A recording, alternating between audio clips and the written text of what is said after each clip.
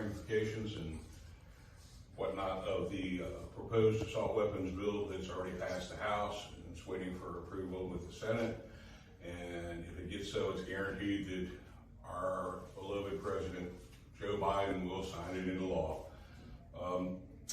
Facts are that the last weapons ban did nothing to stop crime whatsoever, and therefore it was abandoned after its sunset period. Other facts are that, truthfully, that 64% of the shootings, the mass shootings that everybody's so concerned with, are done or perpetrated by white people. Interesting enough, 63.9% of the population of the country is white people. Black people do 16% of the mass shootings. 12.3% of the population is black. 90% of the shootings are done by males.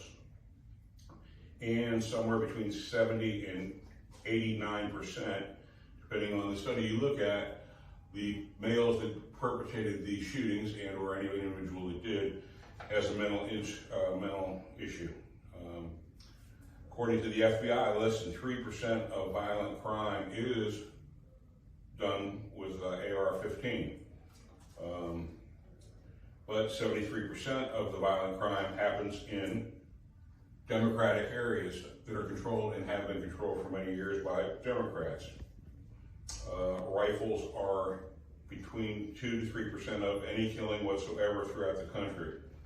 More are killed with blunt force, knives, hands, feet, and other objects than rifles.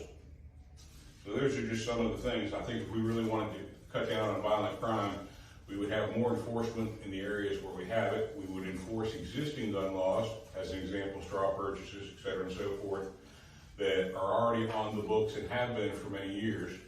There is no such thing as a gun show loophole. So therefore, if they went ahead and enforced the existing laws, you'd have a lot of these people off the street. And I'm going to open up to Rick and Drew for comment. I think the biggest, well, the disturbing thing is we want to focus on, or we're led to focus on things that aren't true. You're balanced on, if you do research and you do true research, just like you did in this situation. We don't just look at one media source or one news source or whatever. We cut straight to the chase. You can go right to the FBI.gov website and see the actual stats of everything that's out there. It's not misled by the media. It's not misled by the Washington Post or Fox or NBC or CBS or NBC. It's the true stats that are on there from the government posted website.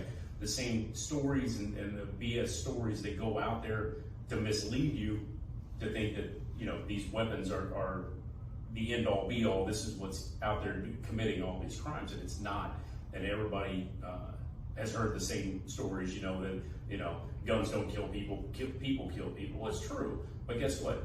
If it's not a gun, it'll be something else. And we have this conversation a lot. But case in point is the stat that you found on there, which again, on the FBI website, that more people were killed by being beat to death by hands and feet.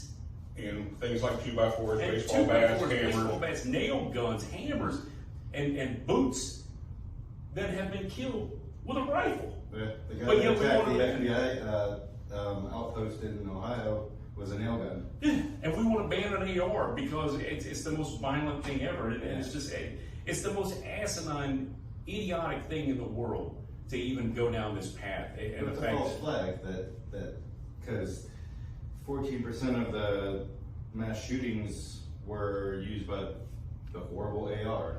Like, and another interesting statistic is no one can agree what a mass shooting is. It used to be 4 or more people within a mile of each other. Now they've expanded it so they can put more statistics. Well, yeah, now one by one definition, a mass shooting would be, say, let's go with this example, a woman whose husband works in a grocery store. She walks in, shoots the husband in the grocery store because he was messing around or for whatever reason, and because there are other people in the grocery store, even though she doesn't even look at them, doesn't point the gun at them, doesn't do anything to them, that's not considered a mass shooting, which is beyond the pale of whatever, but it's all bullet points. And if you ever want to play a fun game, those of you out there in the world that watch maybe Fox News, etc., if you go to MSNBC, CNN, etc., and so forth, and you just stay on each one as long as you can. My limit's about 12 seconds, but I stay on there for about 12 seconds, and I click to the other one,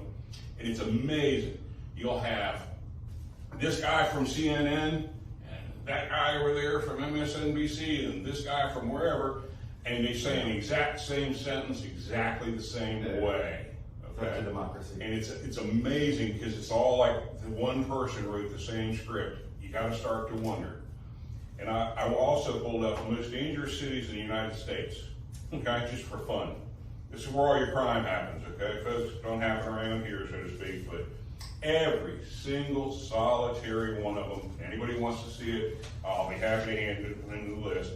Every single one of them has been run by a Democrat for a long period of time, and is still being run by a Democrat-run city, except for Monroe, Louisiana, which flipped from Democrat to independent this last election cycle.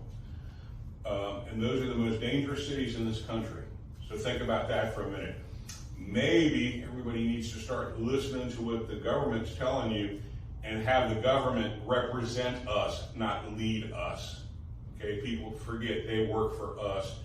We've got to start holding the government to the same accountability that we hold ourselves to. And they've got to stop trying to lead us down some garden path that ARs are evil, then what's going to be next, okay? What's going to be next? Oh, well, gasoline cars are evil. So, anyway, I'm off on a tangent. I'll let these gentlemen speak. And, well, one thing, and hopefully the people listening to this understand that if they haven't, again, you can be educated that horrible term, assault weapon.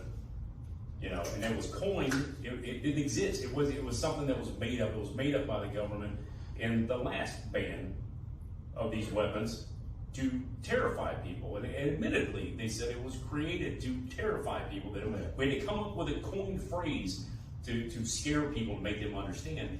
And, you know, AR, of course, stands for Armalite rifle, you know, and an AR-15, you know, and it's or an MSR, a modern sporting rifle. That's what it is, a high capacity. Yes, it's a high capacity rifle. Why? Because, well, you know what? Some of us can't shoot that well. Maybe I need to take more shots to hit what I'm doing, or maybe I just enjoy shooting. Maybe I like going out and target shooting, and maybe I want more than one target at a time, and maybe I want 10 targets, you know, and maybe I want to take 3 or 4 rings on a piece of steel before I move on to the next one. So for me to go out and enjoy myself, yes, you know, there's nothing wrong with it. There's nothing wrong at all. And that misnomer of an assault rifle or an assault weapon, anything is an assault weapon.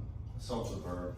Correct. It's not a noun. It's horrible. And I just think that misleading side of scaring people to make them believe that these are weapons of war. Anything's a weapon of war, you know, all the way back to the Bible. You know, if you go back and read it, you know, hands and stones were a weapon of war. Well, no, Cain actually used an AR-15 to kill Abel. I remember that from when I was in Bible study. One of those Flintstones ones made out of rock or something? Yeah, 9mm bullets will, the back of the 9mm bullets will blow your lungs out of your body, right? Yeah, if we believe everything.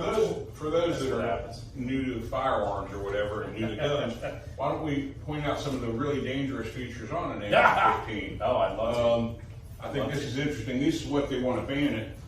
This is one of our fine weapons here, and it's not killed anybody yet. Not yet. At all. And so what they want to ban is this dangerous thing on this end. It's called a flash hider, is what it's called. But it's really dangerous because, you know, as you can see, it's a piece of metal.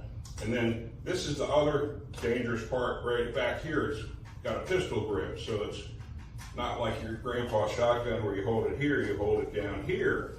So those are two of the more dangerous parts. And then it's got this thing here, right here. This expands and contracts.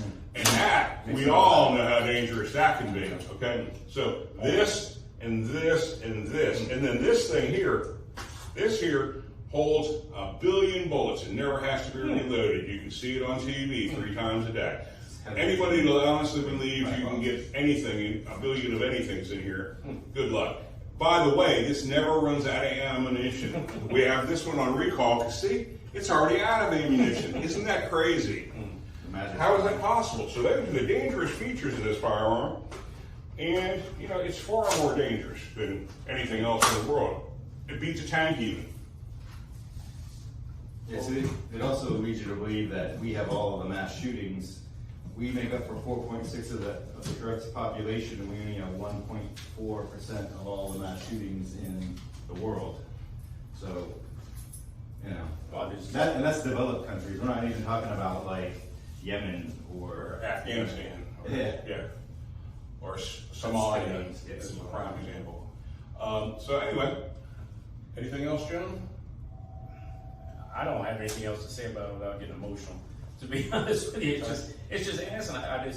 It starts if you allow it to start where it's at now, it's just going to continue. It gets deeper and deeper. If it gets away from guns, it'll get away to something else. And if that doesn't get traction, it'll move on to something else. We've seen it. It's been that way. History tells us the truth, and it'll repeat itself unless somebody or some group of somebody steps up and stops the ball from rolling. Are they more afraid of the gun, or are they more afraid of the people with the potential that offers? Because the Second Amendment was all about protecting us from tyranny. Correct. That protects me from tyranny 30 times pretty quickly. Yes, it does. And President Biden was the first president ever to threaten to use nuclear weapons against our own people and our own jets. So you need to start thinking about these things, people. They represent us. They work for us. They have all kinds of special perks and benefits that you can't imagine. As an example, a famous TV star went to jail for insider trading, but yet Nancy Pelosi does it hourly. As does Dan our Crenshaw did it. So if you think it's only on the Democrats? Oh yeah, and it's all of them. It's all of them. It's a cesspool of corruption in a ways we can't even understand. It's third worldish. The things they do and get away with and expect. As far as they're concerned, they're your leaders. Wrong again. They work for you at your discretion and pleasure. Start thinking, people. We've got people up there that actually think an island will tip over if we put too many Marines on it. Look it up. These people represent you and are still there. Okay? And just like they print money, everybody here, everybody in this room, everybody that's watching this has to stick to a budget, unless you're in DC, and then you just print more money. Let the peons pay it off over time. Let the grandchildren take care of it. It'll be all right. So, people, it's time to start paying attention. Vote on the content of somebody's character, not the D or R in front of their name. Okay, there's good Democrats and there's terrible Republicans. So, do it on the content of their character. Look up their voting history. That'll tell you exactly what. Be educated. That's all I've got for today. And thank you for joining us on Liberty Unfiltered. Gentlemen, thank you.